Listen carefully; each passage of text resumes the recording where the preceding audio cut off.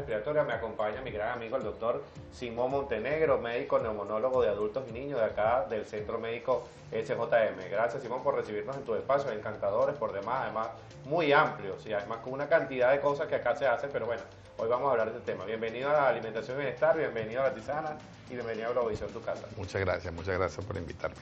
Qué bueno. Simón, normalmente, ¿cuáles son las enfermedades respiratorias que podemos resumir? Sabemos que son muchísimas, pero las que son motivo de consulta más frecuente, no solamente en tu centro y en tu consulta clínica diaria, sino en todos tus años de experiencia, que son muchísimos. Bueno, las enfermedades respiratorias son, como tú lo has dicho, muchísimas, pero las más importantes, desde mi punto de vista, son el resfriado común, que puede ser viral o puede ser bacteriano, la faringoamigdalitis, la rhinosinusitis, la rinitis, el asma bronquial, la enfermedad pulmonar obstructiva crónica o EPOX. Últimamente ha tenido mucho repunte la tuberculosis. Okay. Y bueno, y como todos sabemos, el COVID-19. Ok, normalmente hay diagnósticos que se hacen y hay herramientas nuevas. Tú me comentabas que haces algunas cosas acá en el centro, pero quiero que le digas a las personas que nos están viendo cuáles son esas nuevas estrategias o esas nuevas herramientas. Yo conozco evidentemente la espirometría, o un simple rayos X de tórax o una radiografía de tórax, pero ¿cuáles son esas herramientas para diagnosticar de manera precoz cualquiera de estas afecciones respiratorias? Bueno, como tú lo has dicho, la radiografía viene siendo como quien dice, el punto de partida para... El gol estándar sigue siendo. Sí, y por supuesto, dependiendo de lo que uno vea en la radiografía, comienza a pedir tomografía de tórax simple, de alta resolución, con contraste, pero también podemos últimamente, sobre todo en esta enfermedad como es el COVID, ha salido mucho y muy en boga el eco pulmonar, la ecografía pulmonar. La ecografía pulmonar es una herramienta muy buena para diagnosticar pacientes con problemas de COVID-19 y no solamente ver la enfermedad aguda, sino también ver el pronóstico de la enfermedad o la secuela que les pueda dejar la enfermedad. También, como tú me lo has nombrado, la espirometría es el estudio de la función pulmonar, en donde todo paciente respiratorio debería hacerse por lo menos una vez cuando vaya al médico neumonólogo una función pulmonar. Una vez que ya has diagnosticado a través de estas herramientas que me mencionabas, también existe un déficit nutricional porque el paciente no recibe la cantidad de nutrimentos por esa falla de la ingesta, pero también eso te puede llevar a un deterioro. Entonces, ese círculo vicioso, ¿hay manera de frenarlo desde el punto de vista del manejo clínico? Digamos que hay una relación más simétrica, más proporcional entre dieta y obviamente enfermedad respiratoria.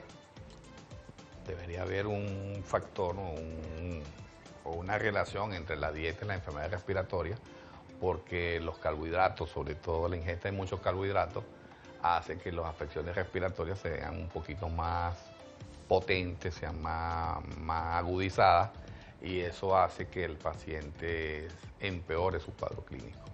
Pero sí, desde el punto de vista, hay que buscar la triada, por lo menos. Uno buscaba anteriormente, buscando el cociente respiratorio. Correcto. Le colocaba al paciente una dieta más rica en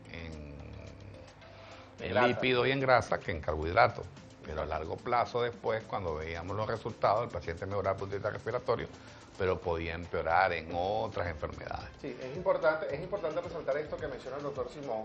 Los nutrientes por capacidad metabólica tienen un cociente respiratorio, que es la capacidad de producción de CO2 de cada uno de esos nutrientes, siendo el más alto o igual a 1, que es obviamente el más alto, en el caso de los carbohidratos, donde inclusive los azúcares refinados, son un gatillo para la expresión de CO2. El CO2, recordemos que obviamente tiene la capacidad desde el punto de vista intratorácico de exacerbar los cuadros de tos, de exacerbar el cuadro respiratorio. Entonces por eso quizás se disminuía o debe disminuirse de cierta manera el consumo de carbohidratos. A su vez, las proteínas tienen 0.8 de cociente respiratorio y las más bajas son las grasas que tienen 0.7. Entonces lo que se hacía antes era que yo consumía una mayor cantidad de grasas y traíamos entonces la complicación futura que resolvíamos el problema agudo desde el punto de vista respiratorio, pero producíamos un estado de malnutrición por el exceso de grasas, bien sean saturadas o insaturadas, porque desequilibrábamos la dieta y creábamos ese círculo vicioso. Entonces, aquí viene la siguiente pregunta. Definitivamente existe una relación entre lo que es estado nutricional y enfermedad respiratoria. Si un paciente que esté malnutrido, bien sea que sea obeso o bien sea que esté desnutrido porque tenga malnutrición por déficit, son un condicionante para obviamente la agudización de la enfermedad y por supuesto su 100%, sobrecausa. 100%. El atenderla, hace un momento fuera de cámara me llamaba mucho la atención que para realizar la espirometría con el espirómetro portátil que ustedes cuentan acá en el centro, necesita datos claves como son el peso y la talla. Significa que ese estado nutricional es totalmente preponderante para yo poder hacer inclusive este estudio. Claro, la talla y el peso es lo que nos va a determinar cómo va a salir el paciente. Si una talla varía, una espirometría se le hace a un paciente en un mes y al siguiente mes el peso varía del paciente, la espirometría va a salir diferente. La correlación, obviamente, del estado nutricional es prácticamente, si no cuidamos el estado nutricional, podemos resolver probablemente la enfermedad aguda, pero la enfermedad subaguda o crónica va a seguir. No la vamos a resolver nunca. Si algo llama la atención en esta pregunta que tú me haces, es un ejemplo clásico del paciente con enfermedad pulmonar obstructiva crónica. Correcto. El paciente con enfermedad pulmonar obstructiva crónica debería tener una muy buena alimentación para que su diafragma, que es el músculo respiratorio, tenga suficiente fuerza como para hacer una buena respiración, ya que se le aplana el diafragma y tiene que hacer mucho más esfuerzo. Pero un paciente con enfermedad pulmonar obstructiva crónica tiende más que todo a ser caquéxico. Correcto. Fíjense lo importante de esto y quiero destacarlo y para mí es un tema súper apasionante porque trata de estado nutricional. Un estado nutricional depletorio con un diafragma de un paciente desnutrido no va a tener esa fuerza, no va a tener ese fuelle. Pero también un paciente obeso con una cantidad de grasa abdominal que va a suprimir el movimiento respiratorio, va a comprimir el diafragma. Entonces los dos estados de malnutrición, bien sea por déficit o por exceso, van a traer esta complicación. Definitivamente la relación entre calidad y cantidad es preponderante. Es decir, no existe probablemente para mí, pero quiero que tú en tu experiencia, porque yo manejo nutrición, pero tú manejas neumonología, obviamente esa relación de calidad-cantidad, ¿existe una fórmula ideal para esto o va a depender de cada paciente en lo individual? Fórmula ideal no existe, va a depender de cada paciente individual. Eso va a ver, primero, la calidad nutricional de los alimentos que el paciente consuma. Independientemente también va a depender mucho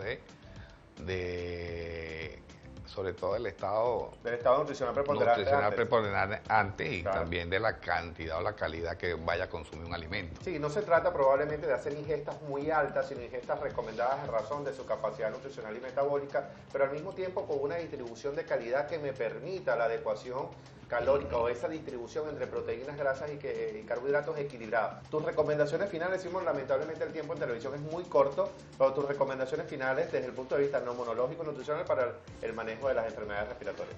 Primero, eliminar los azúcares refinados. Eso es algo muy importante. Segundo, tratar de comer más proteínas, más alimentos menos procesados y alimentos ya de mejor calidad proteica, mejor calidad de vegetales. El paciente debería hacer ejercicio físico también, sobre todo caminar. Y bueno, y saber que las enfermedades respiratorias tienen mucho que ver con la alimentación que el paciente ingiera a través de su vida. Sin duda, el no respirar bien es un condicionante de nuestra vida. Si usted siente algo, no se automedique, acuda al médico neumonólogo para que lo diagnostique, para que lo trate, para que lo maneje. Lo hemos comprobado en estos últimos años de pandemia por COVID, pero creo que eso va a seguir siendo así y ahora más que nunca debemos tomarlo en cuenta. Las redes sociales del centro, por favor. @Centro Médico SJM. Ok, por aquí lo van a tener en el generador de caracteres. Recuerden que a mí pueden seguirme a través de @DomingoPorras en Instagram y Twitter, @LaTizanaGB en todas las plataformas, nuestra casa, @Globovisión con sus páginas de Facebook y YouTube. Y por allí van a seguir encontrando información de interés nutricional que les sea de provecho. Esta y otras entrevistas que estamos haciendo en Alimentación y Bienestar. O sea, vamos con ustedes, muchachos, al estudio. Muchísimas gracias, Domingo, por esas recomendaciones. Como lo dice Génesis, ya se acercan las festividades de Semana Santa y sabemos que aunque nos tomamos el tiempo, por supuesto, para conectarnos con nuestra espiritualidad, también nos tomamos el tiempo para ir para la playa y queremos ese cuerpo de playa 2022. Exactamente, yo creo que estamos ahí, no importa, 2022 hasta diciembre, después de ahí reventamos el cochino. Pero bueno, mientras tanto vamos a tomar y cada una de esas recomendaciones de nuestro querido Domingo. Ahora sí, vamos a recordarles nuestros puntos de contacto y redes sociales, @latisanaTV, @AlejandroCarreñoF y por acá, @Génesis Rivas Oficial. ¿Qué es lo que iba a pedir el cumpleañero? Vamos a